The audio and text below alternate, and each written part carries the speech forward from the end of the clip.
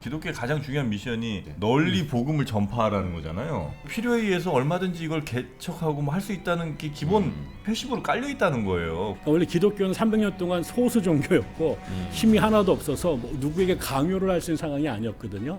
근데 이제 교회사에서 이 전환점이 된 건 결국 콘스탄티누스 황제가 기독교 신자가 된 겁니다. 황제가 되기 전에 중요했던 전쟁에서 환상을 보는데 예수를 만났다 그러잖아요. 그래서 그 십자가를 보여주면서 혹은 예수의 이름을 보여주면서 이걸 갖고 싸워라. 그럼 이긴다. 이래가지고 전쟁에 기독교가 옆에 파트너로 같이 가게 되면서 옛날의 종교하고는 전혀 다른 종교가 되버린 거죠. 언제부터 이렇게 특히나 그 이슬람교와 사이가 매우 안 좋아진 겁니까? 이제 이슬람이 출현하고 나서 여러분 아시지만은 100년도 안 되는 사이에 어마어마한 속도로 이제 확장이 되죠. 이게 사실 3프로TV 특별 기획 더 릴리전, 종교의 역사부터 뭐 종교가 가진 각종 특징들 그리고 아주 재밌는 뒷이야기들까지 함께 들어보는 시간이죠. 네. 더 릴리전 오늘도 저희가 준비를 했고요. 오늘은 역사. 교회의 역사 네. 그리고 조금 흥미로운 이 종교 간 갈등이 또 많지 않습니까? 네. 어찌 보면 현대도 아니죠. 뭐 고대부터 인류사의 종교 갈등이 거의 핵심적으로 작용을 많이 했으니까 뭐 그런 것도 한번 좀 여쭤보면 어떨까 생각이 좀 듭니다.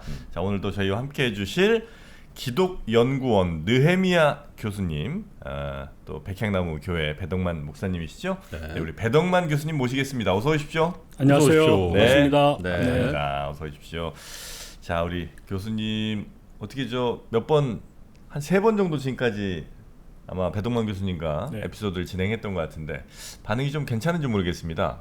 네, 최근에 가장 욕을 덜 먹은 방송이 아니라 싶기도 하고. 욕을 덜 드시겠어요? 네, 저에게 되게 흥미로운 경험이었고요. 아, 그렇습니까? 네, 어떻게 백향나무 교회의 출석 교회는 좀 늘었습니까? 2명이 방문했습니다. 아직 이 모든 게 다 우리 하나님 뜻이죠. 아유 할렐루야. 할렐루야. 네. 야, 근데 그것도 그분들도 아마 정프로 스타일이었을 거야. 엄청 고민하다가 마음을 열겠겠지. 뭐 그러실 수 있죠. 네. 그렇게 한 분 한 분 궁금해하는 것 자체가 좋은 일 아니겠습니까? 그럼요. 네. 아예 그냥 무관심한 것보다는 그죠? 그렇죠. 네. 네. 자, 그래서 많은 분들이 이렇게 관심을 또 가져주고 계신데 오늘은 뭐 잠깐 말씀드린 것처럼 종교 간 갈등 이야기 그리고 교회 역사 얘기 좀 해볼 텐데 네.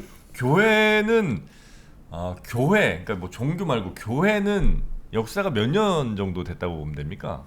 뭐 보통은 우리가 예수님 돌아가시고 나서 그 제자들이 세웠다 그러니까 뭐 보통은 한 2000년 정도 됐다라고 보고 또 어떤 학자들은 그게 그냥 하루아침에 생겨진 게 아니고 그 이전에 그 뭐 유대교나 그다음에 뭐 페르시아나 또 그리스의 영향을 받았기 때문에 3000년으로 봐야 된다. 뭐 이런 사람들도 있습니다. 네, 그래서 3000년 기독교 역사라는 책이 나오기도 했는데 대체적으로는 그래도 출발한 걸로는 이제 2000년 정도 됐다 이렇게 얘기를 하죠. 근데 이제 통상 성경에 보면 바울 서신이라고 그 바울이 편지를 쓴 예를 들면 그 고린도 교회, 뭐 안디옥 교회, 뭐 그런 교회들이 생기잖아요.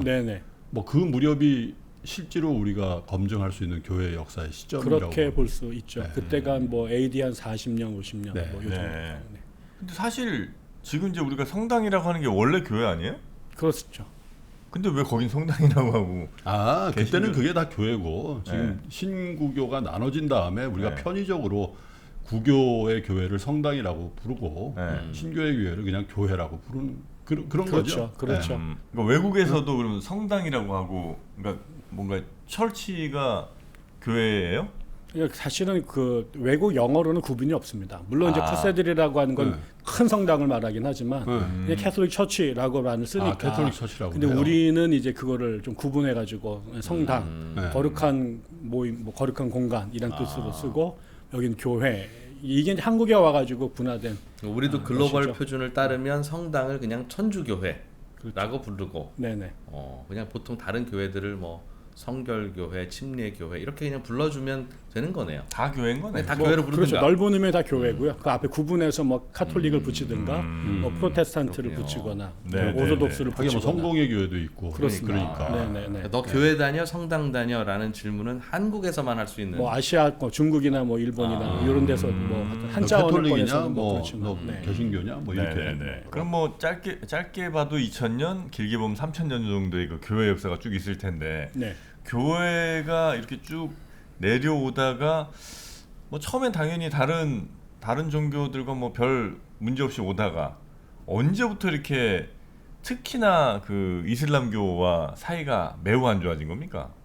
이슬람이 출현한 게 이제 7세기 초반이거든요. 네. 뭐 600년대 초반인데, 근데 그때까지는 뭐 기독교가 이슬람하고 갈등을 일으킬 요인이 없었죠. 예. 그러다가 이제 이슬람이 출현하고 나서 여러분 아시지만은 100년도 안 되는 사이에 어마어마한 속도로 이제 확장이 되죠. 그래서 원래 기독교가 그 출발했던 그 지역, 지중해 연안하고 그다음에 네. 메소포타미아 지역이 다 교회들이 있었던 곳인데 그쪽 지역을 이제 이슬람이 전부 다 정복을 해버리게 되죠. 그래서 이제 기독교가 처음 발생지였던 뭐 예루살렘이라든가 알렉산드리아라든가 그다음에 또 페르시아 지역에 있었던 중요한 도시들이 다 이슬람에게 점령이 되고 네. 나중에는 스페인까지 와서 이베리아 반도를 거의 그렇죠. 3분의 2 정도 점령을 하게 되니까 그때부터 기독교하고 이제 갈등이 생겨나게 됐고 그러다가 이제 그 두 세력들이 사실 일방적으로 좀 기독교가 이제 당했죠. 밀렸어요. 예, 그냥 전부 다 있던 동네를 뺏겼으니까 그러다가 그거에 대한 대반격을 이제 시작한 게 11세기 말인 제1차 십자군 전쟁이죠. 네. 그때 이제 대규모로 이제 국제 전쟁이 벌어지면서 갈등이 이제 그러면서 한 200년 정도 네. 두 세력이 이제 충돌을 하게 되니까 뭐 그렇게 그래서 네네네. 7세기부터 13세기까지 가 계속 그런 갈등의 절정이었다 보죠. 7세기, 8세기 초반에는 뭐 큰 갈등까지는 아니었고 그냥 네. 일방적으로 그냥 밀리는 네. 상황에다가 이제 11세기에 대반격 한번 기독교 네. 쪽에서 하고 그때부터 이제 서로 이제 싸움들을 막 한 거군요. 네, 그렇습니다. 아, 근데 그게 종교 전쟁이라고 봐야 됩니까? 아니면 이제 이슬람이 이제 세력권을 넓히면서 그게 뭐 이슬람 사람들이 이제 그 이슬람 종교를 믿으니까 자연적으로 이제 예를 뭐 몽고가 유럽을 점령했을 때도 네. 뭐 그런 게 있었을 거 아니에요. 그래서 이게 그 종교 전쟁으로만 볼 수 있는 건지. 그 되게 중요한 질문인데요. 네. 꼭 그렇게 볼 수는 없는 경향이 좀 있긴 하지만 일단 기본적으로 유럽이 4세기에 콘스탄티누스 황제가 출현하고 난 다음에 소위 말한 서유럽이 크리스텐덤이라고 하는 기독교하고 국가가 결합이 된 형태, 정치와 종교가 하나가 된 신정일치. 네, 이런 식의 이제 그 유럽 사회가 형성이 됐기 때문에 그러니까 황제가 곧 기독교인이었고 뭐 이렇게 그러면서 교회가 또 정치에도 아주 깊이 관여가 된 이런 상태였기 때문에 그 전쟁 자체가 뭐 정치적이고 종교적인 요소가 같이 들어있다라고 보여지게 되고요. 네. 그리고 이제 무엇보다 그 이 제1차 십자군 전쟁이 일어나게 된 그 동기가 물론 그 이슬람이 비잔틴 제국, 동로마 제국을 침략해 와가지고 정치적으로 군사적으로 위기였지만 그때 이제 자기네들이 스스로 방어할 능력이 없어서 로마 카톨릭 교회에다 도움을 청하게 됐을 때 교황이 이 전쟁을 성전으로 선포하고 전 유럽에 있는 군주들을 모으죠. 그래서 잃어버린 예루살렘 성지를 탈환하겠다라고 하는 명분을 걸면서 이게 이제 종교 전쟁의 색채를 아주 강하게 띠게 된 거죠. 약간 뭐 다른 얘기긴 합니다만 교수님 뒤에 저렇게 십자가가 있으니까 정말 홀리한 느낌이 그러니까. 저 뒤에 이렇게 거기다가 또 이 칼라가 이 뭐라 그래요? 로만 칼라라 그러나? 뭐 그런 건 아니죠. 비슷한 거를 어떻게 아내가 입혀가지고 제가 저렇게 하니까 거의 뭐 예수님 그러니까. 느낌인데 큰일 났네. 주여. 아니 근데 우리가 잘 알고 있는 미국, 그러니까 아메리카 대륙을 발견했다고 뭐 당연히 그 전에 살던 분이 계셨지만 하여튼 서구에서 발견했다고 알려진 콜럼버스 같은 경우도 네. 거기에 간 게 종교적인 이유가 꽤 컸습니까? 그 시절이 이 두 가지가 띄어지기가 어려운 상태였다고 보면 되는 거죠.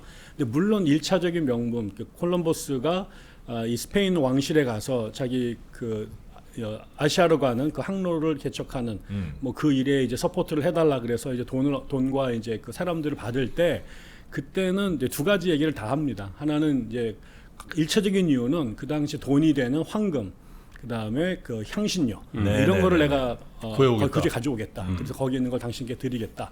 그러면서 그때 한 얘기가 가서 이교도들에게 복음을 전하고 두 번째로는 거기서 벌어온 돈으로 당신이 꿈꾸는 예루살렘 회복을 위한 전쟁의 비용을 대겠다. 이 얘기도 합니다.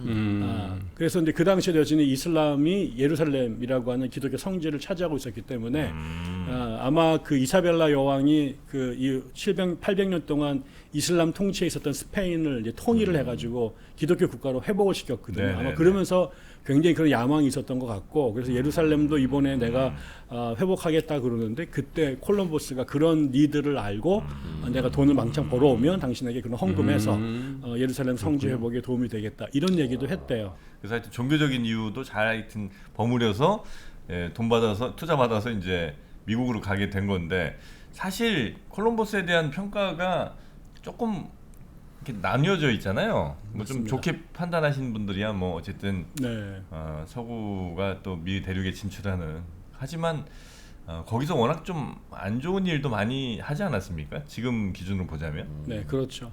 그러니까 콜럼버스는 뭐 아메리카 쪽에서는 영웅 중에 영웅이잖아요. 우리로 말하면 광개토대왕 같은 사람일 거예요. 그래서 대학 이름도 콜롬비아 대학이 있고, 뭐 남미의 이 국가 이름도 콜롬비아가 있으니까. 그게 거기서 따온 다 거예요? 그런 거죠.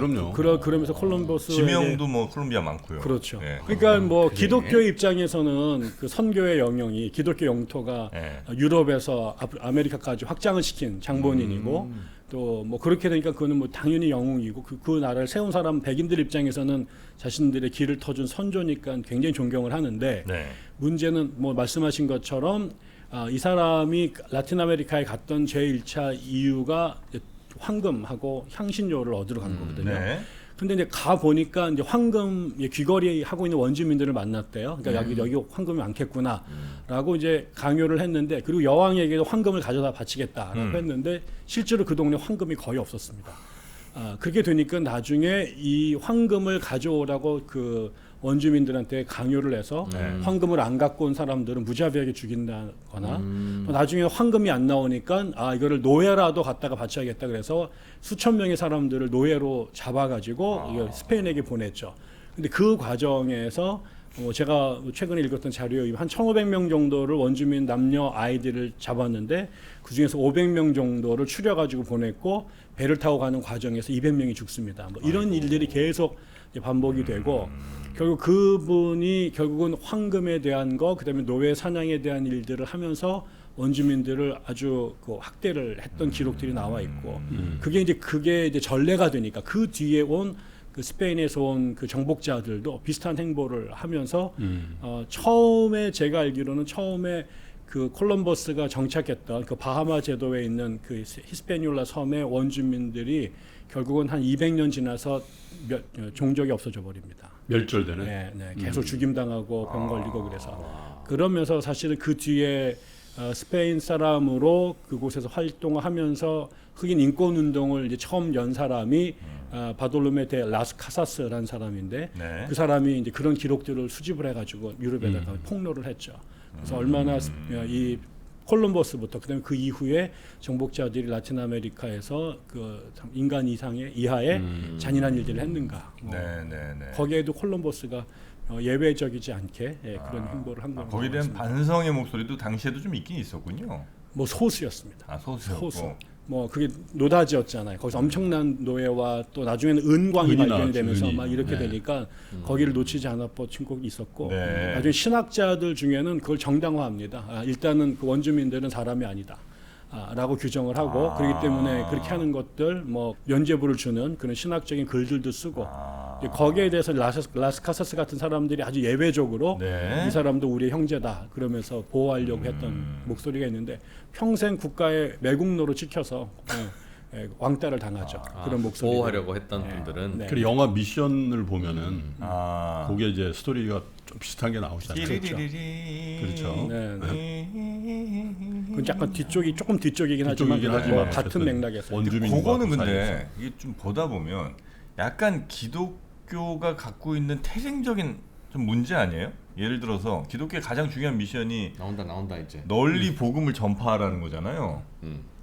다른 사람들의 이야기를 잘 들어라가 아니고 너는 하나님의 말씀을 전 세계에 다 전파를 하라는 그 땅끝까지. 그렇죠. 지상 명령이니까. 그게 말이 좋아 전파지, 조금 더 다르게 표현하면 주입이고 강요고 네, 세뇌지. 그런 거 하나. 네. 또 하나는 성경이 갖고 있는 또 하나의 근본적인 문제. 시작됐어? 시작한다고 했잖아요. 그러니까. 시작해야죠. 그냥 너무 못 넘어가지.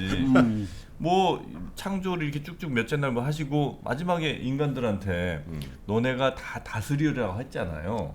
그치, 계급을 정해줬지. 네, 그러니까 예를 들면 불교든 뭐 힌두교든 이쪽에 보면 그 파리 한 마리도 죽이지 말라는 그런 지상명령 같은 게 있거든요. 근데 기독교는 기본적으로 야 인간아, 네가 지금 지구에 있는 모든 생명체들을 다 네가 다스려라 하니까 내 맘대로 해도 된다. 혹은 뭐 우리가 저 필요에 의해서 얼마든지 이걸 개척하고 뭐 할 수 있다는 게 기본 패시브로 깔려 있다는 거예요. 그러니까 그런 정복에도 물론 그게 결국은 이제 전 세계에서 가장 강한 나라가 될 수 있는 뭐 근본이기도 했습니다만 결국은 전 세계를 아주 그냥 자기 발 밑에 두고 다스리려고 하는 그 마인드가 있는 거 아니냐. 네. 왜 애초부터 하나님은 그런 걸 자꾸 주입시켰냐? 그렇습니다. 이건 이제 태생적인 문제다 이거는. 그거에 대해서 이제 많은 서구의 학자들이나 이제 기독교의 문제점을 지적하신 분들이 그런 말씀을 하셨고요. 아, 그래요? 그 부분에 대해서도 이제 기독교 자체 안에서도 철학자들이나 신학자들이 문제 제기를 했습니다.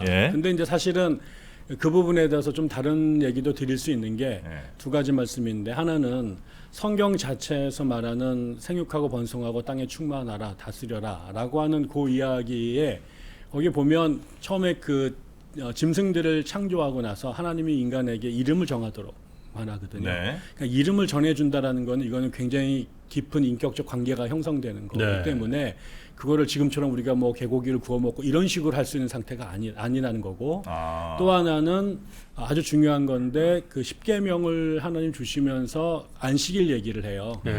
근데 결국은 이 창조의 결과가 안식인데 그 안식의 내용이 뭐냐면 안식일을 정하면서 계속해서 반복해서 하는 게 너희들이 안식할 때 땅을 쉬게 하고, 두 번째로는 너희가 같이 일했던 노예와 종들까지 안식을 허락해야 된다. 왜 그러느냐? 너희들이 이집트에서 너희들도 종살이했던 사람들이다. 그러니까 그걸 기억하고 너희들이 쉴 때 너희 사회적 약자들에게도 쉼을 함께 제공해야 된다라는 규정을 같이 놔요. 그러니까 그게 사실은 뭐 착취하고 물론 인간 사회 삶 속에서 계급이 생길 수밖에 없고 주종이 있을 수밖에 없었지만 성경은 그럼에도 불구하고 그 종우를 수밖에 없는 사람들에게 안식, 나중에는 희년 이런 제도를 만들어서 그들에게도 해방과 자유를 보장해야 된다라고 했던 거고, 두 번째는 지금 기독교가 이렇게 포교에서 약간 폭력적이고 또 제국주의적이고 이런 생각을 하게 된 거는 성경 본래하고는 상관이 없습니다. 그러니까 원래 기독교는 300년 동안 소수 종교였고 힘이 하나도 없어서 뭐 누구에게 강요를 할 수 있는 상황이 아니었거든요. 근데 이제 교회사에서 이 전환점이 된 거는 결국 콘스탄티누스 황제가 기독교 신자가 된 겁니다. 황제였고 군인이었던 사람, 군부의 총 책임자였던 사람이 마지막 황제가 되기 전에 중요했던 전쟁에서 환상을 보는데 예수를 만났다고 그러잖아요. 그래서 그 십자가를 보여주면서 혹은 예수의 이름을 보여주면서 이걸 갖고 싸워라.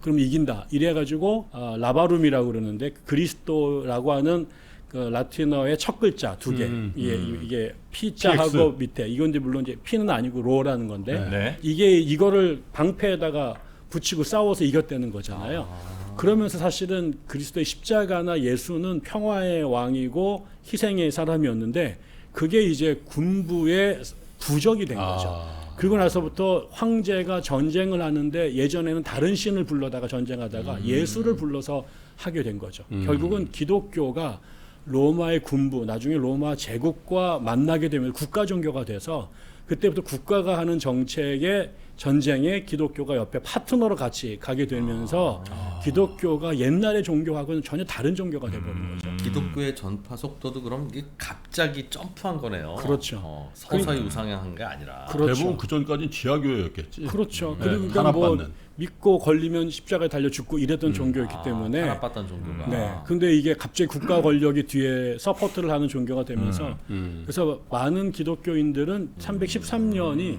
전과 후로 기독교는 완전 다른 종교가 됐다. 313년. 네. 그 소수 종교를 그분은 황제가 될 분이 어떻게 그렇게 접했답니까? 그러니까 뭐 그것도 여러 가지 이제 그야말로 설이 있는데 뭐 일단 태어나기는 기독교 집안에 태어났습니다. 어머니가 아주 잘 믿으시는 권사님. 왕족이 아니었나 봐요. 그럼. 뭐 왕족이었긴 했습니다. 근데 거기 그 당시에는 아버지가 나중에 황제가 됩니다. 그러니까 나머지 그 부황제가 되는데 네. 그런데 그 아까 좀 결정적인 것은 아까처럼 그 뭐 교회 사책에 의하면 그 환상을 봤다. 그 밀비안 다리에서 막센티우스랑 결전을 하기 직전에 이길 수 없는 전쟁이었는데 환상을 받고 그 지시대로 했더니 이겼다라는 게 이제 공식적인 이야기고 또 하나의 요즘에 사회학자들이 이제 찾아내는 답은 그 당시에 이미 기독교가 그 로마에서 엄청나게 300년 동안 네. 인구적으로 늘었고 그러니까 인정은 못 받았지만 저변이 굉장히 많이 확대된 지하교회들이 숫자가 상당히 늘었고 나중에는 뭐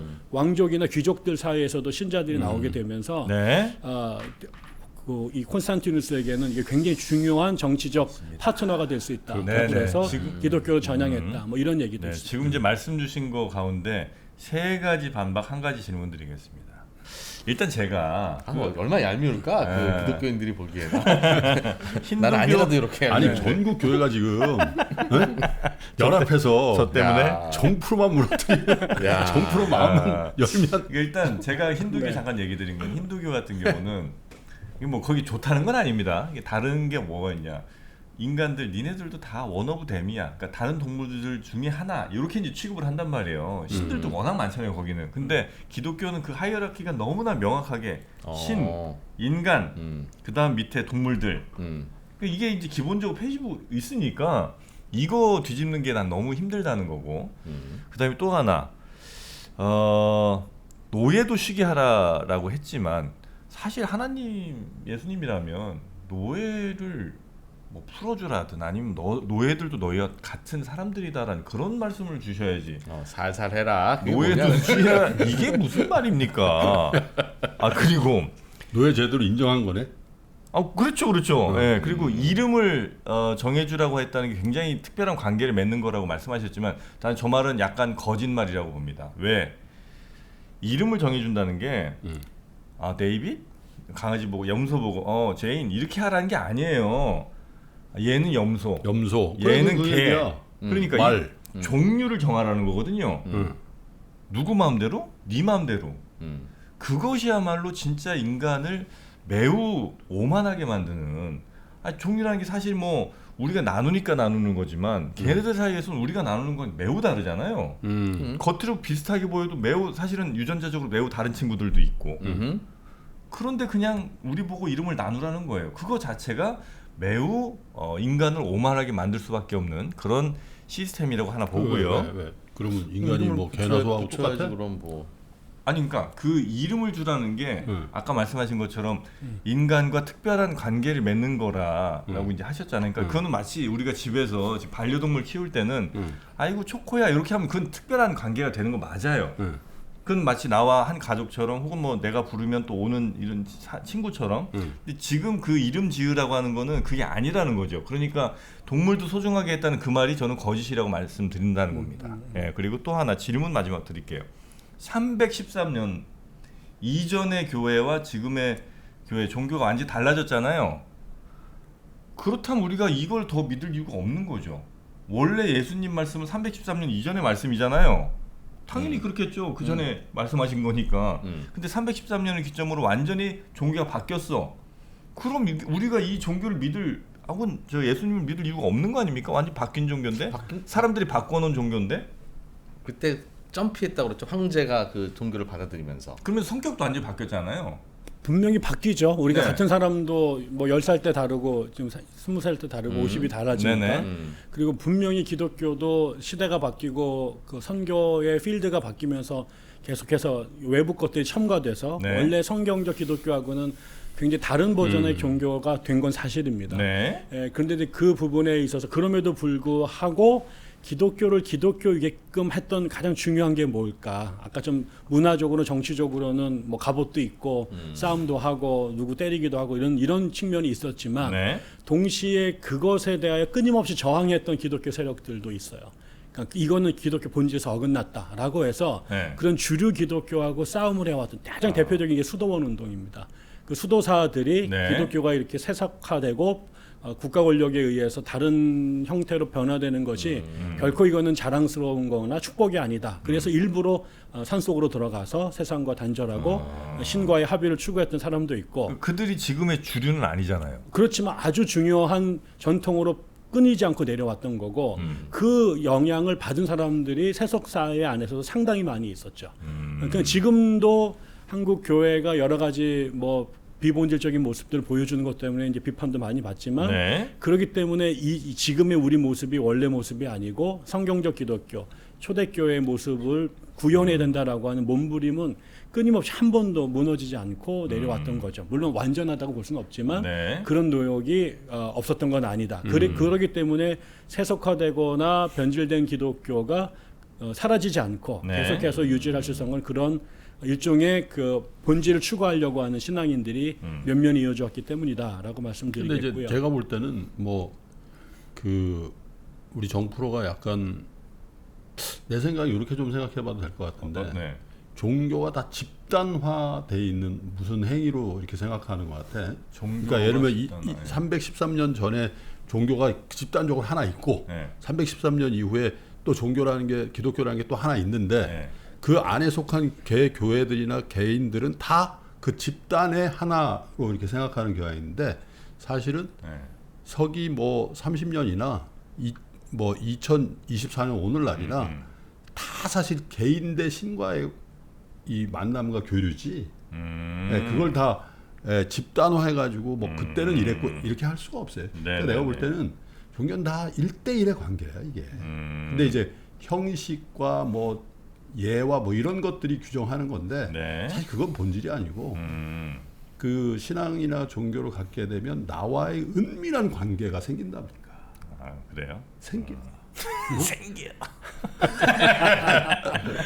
그러니까 뭐 그게 뭐 시대에 따라서 교회가 변찰한 거지. 네. 내가 볼 때 그 본질적인 신앙, 네. 그거는 개별적인 거라니까.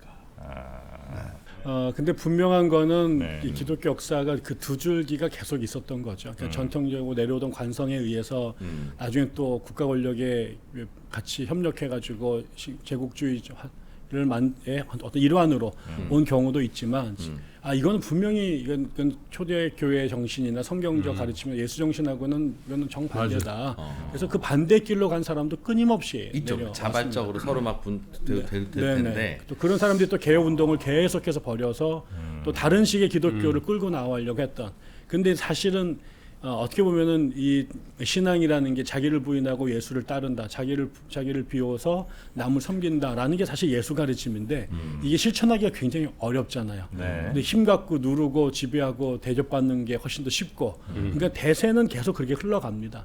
또 이제 교회에 들어온 사람들이 또 목적이 또 되게 다양하고 처해 있는 상황이 다르니까 그런 흐름들이 사실 모든 종교들이 결국은 거룩한 뜻을 갖고 창시자의 뜻을 갖고 시작했지만 나중에 매너리즘이나 제도화가 되면서 종교에서 벗어나간 일탈적 행동들이 계속 있지만 네. 또 종교가 갖고 있는 무서운 힘이 그런 것들을 무릅쓰고 마치 연어가 그 숭어가 물줄기를 거꾸로 올라가는 것처럼 그 교주의 가르침을 지키려고 했던 맹렬한 사람들이 늘 있어서 그게 종교를 사실 끌고 나가는 힘이 됐다고 볼 수 있죠. 당연히 내부의 자정 노력은 뭐 어느 집단이나 당연히 있을 수 있는데 여쭙는 이유는 많은 사람들이 그 신에 대해서 받아들이지 못하는 분들은 여러 이유 중에 제가 보기에는 꽤 공통적인 것이 주변에서 보이는 꼭 조금 전에도 기독교의 변질 내지는 뭐 종교의 세속화라고 표현을 했지만 그거 말고도 세상 살다 보면 정말 힘든 일들이 많이 벌어지잖아요. 네. 이해할 수 없는.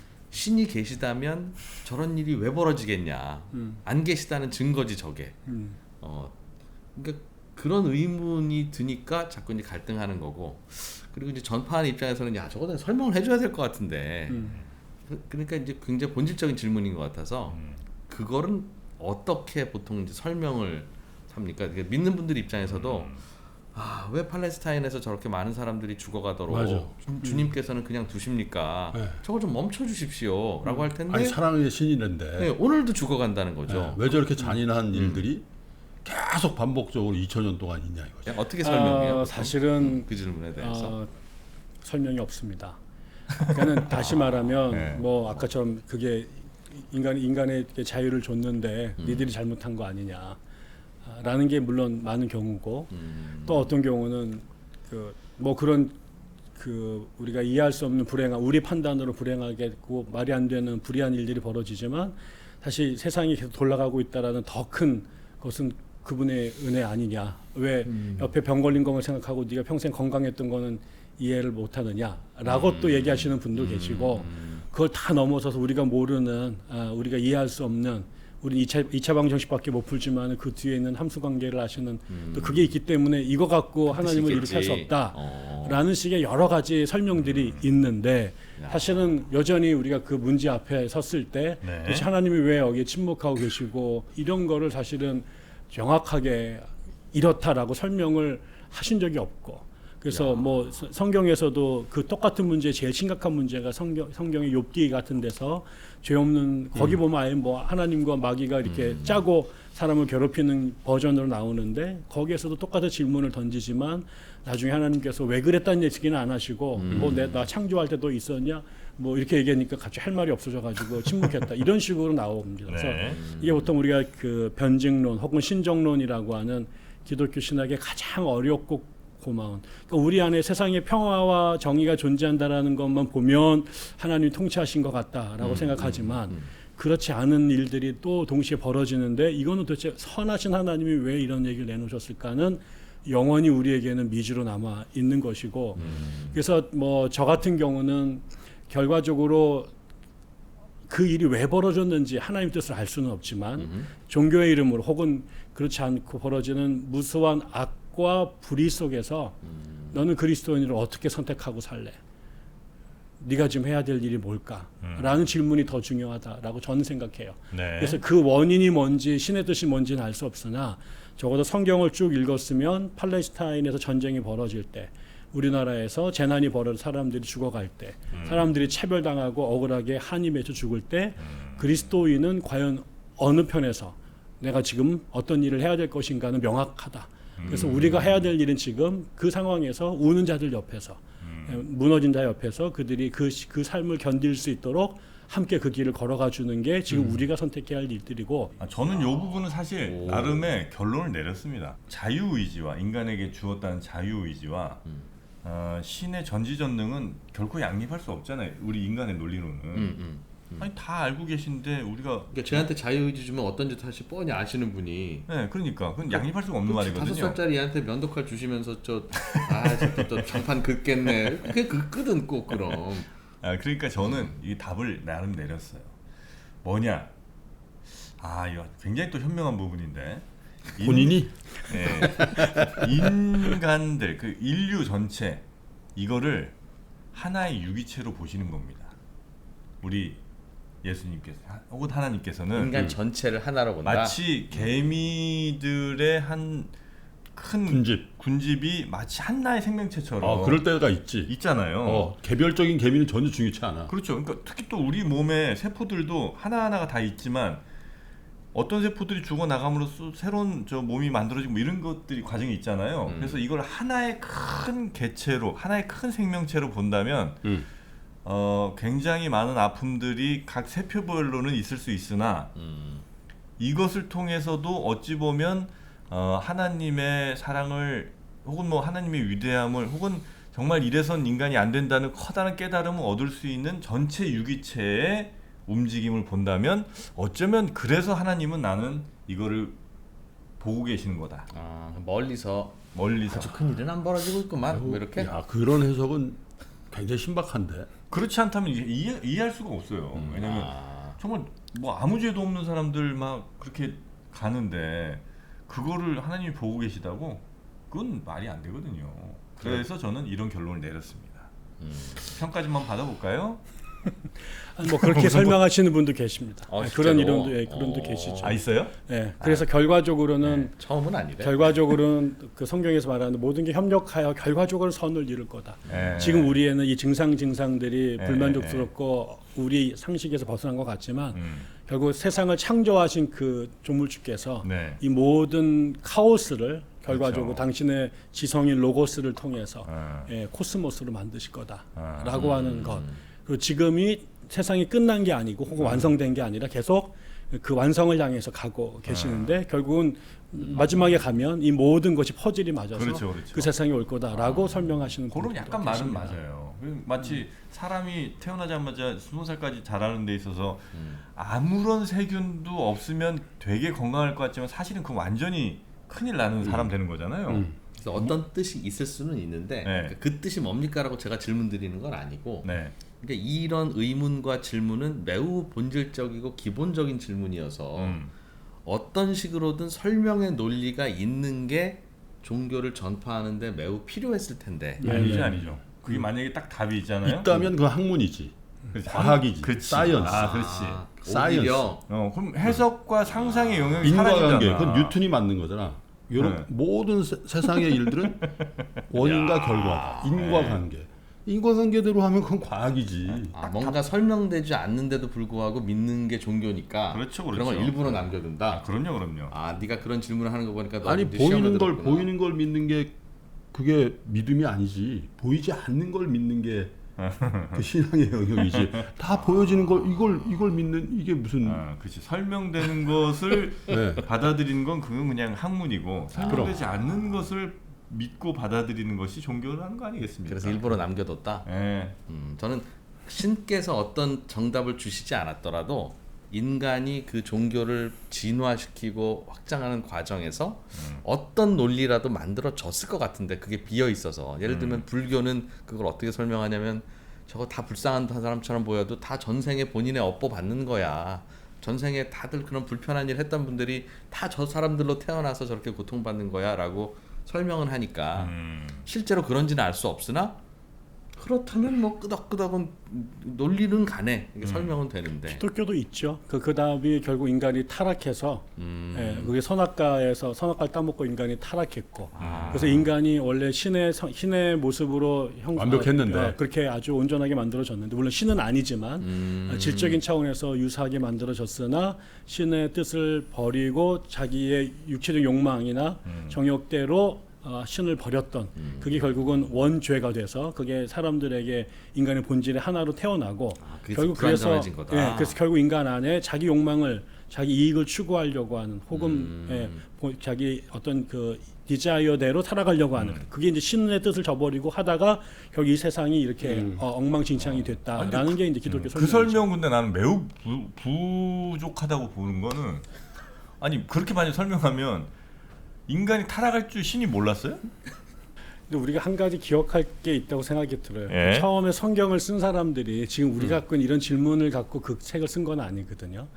그러니까는 우리가 그 성경을 읽으면 성경이 맨 앞에 창세기가 있으니까 우리가 착각하기 쉬운 게 이게 인류가 처음 시작됐을 때 누군가 옆에서 그 사건을 기록해가지고 남겼을 거라고 생각을 하는데 우리가 이 모세오경이라고 하는 성경이 언제 물론 그쪽 구전으로 내려왔지만 그게 이스라엘에서 되게 중요한 경전으로 채택이 되고 그게 이스라엘 사람들이 의미가 있었던 거는 그 사람들이 바벨론의 포로기를 겪었던 경험이거든요. 그러니까 자기네들이 하나님을 믿는 민족이었는데 왜 이렇게 우리가 나라가 망하고 외국에 와가지고 종살이 하게 됐는가? 이 상황에 대한 설명이에요. 그게 결과적으로는 이스라엘 사람들이 경험했던 가장 중요한 것은 자기네들에게 제일 중요했던 경험은 이집트에서 종살이 하다가 출애굽해서 독립된 국가를 세웠는데 그 자기네가 탈출할 수 없었던 그 종살이에서 탈출하게끔 했던 것은 언젠가 하나님이 자기들에게 찾아오셨던 거거든요.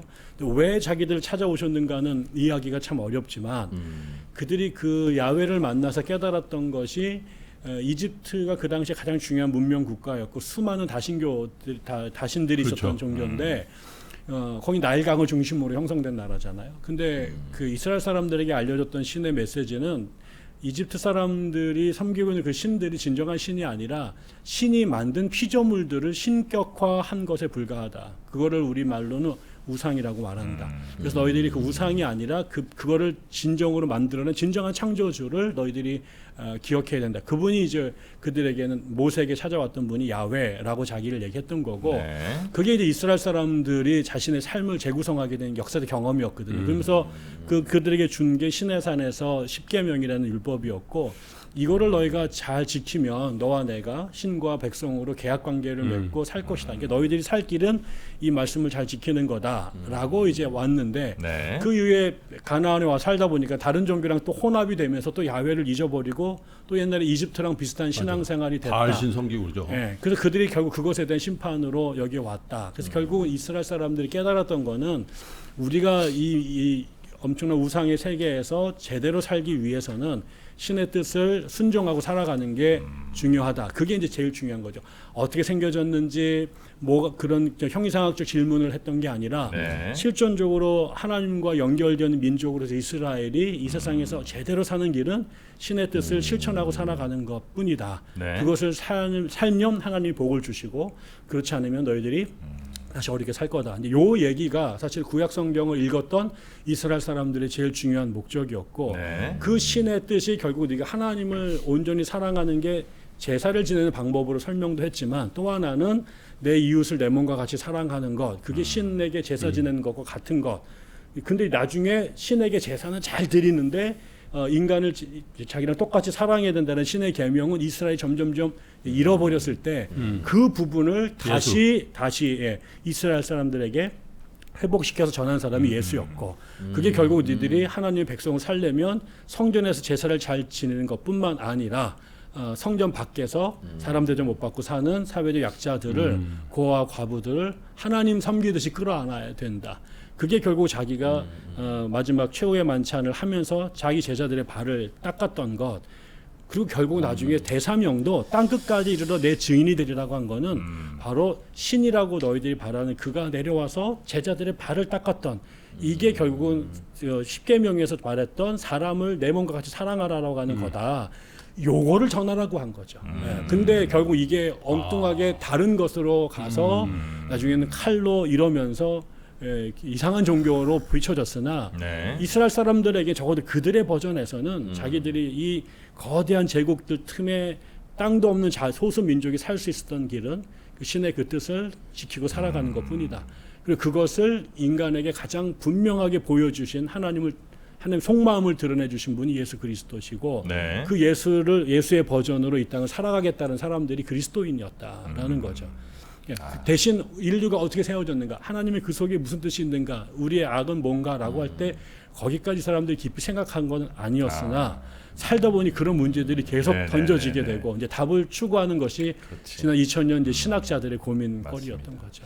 혹시 우리 예수님께서는 이번 시간이 끝난 건 알고 계셨을까요? 그렇습니다. 네. 더 릴리전, 네, 우리 배덕만 교수님과의 이번 네 번째 에피소드는 여기서 마무리하고요. 아니 근데 이게 뭐 콜럼버스 얘기 쭉 하다가 네. 결국 정프로가 시작하니까 또 그렇게 됐네. 다시 원점으로 돌아가가지고 콜럼버스에서 끝났어요. 네, 이게 또 열렬한 열띤 토론이 우리 또 시청자분들이 또 재밌어 생각. 콜럼버스 이야기. 네, 그럼요. 이렇게 끝나는 건 알고 계실까? 알고 계실까요? 네, 그건 뭐 아셨을 거예요. 네, 묘하네. 살아가는 우리 구독자분들 오늘도 좋아요 좀 많이 눌러주시고요. 자, 그러면 우리 배덕만 교수님과는 다음 시간에 더 흥미로운 종교 이야기 계속해서 나눠보도록 하겠습니다. 오늘 네. 대단히 고맙습니다. 네, 감사합니다. 저도 즐거웠습니다. 네.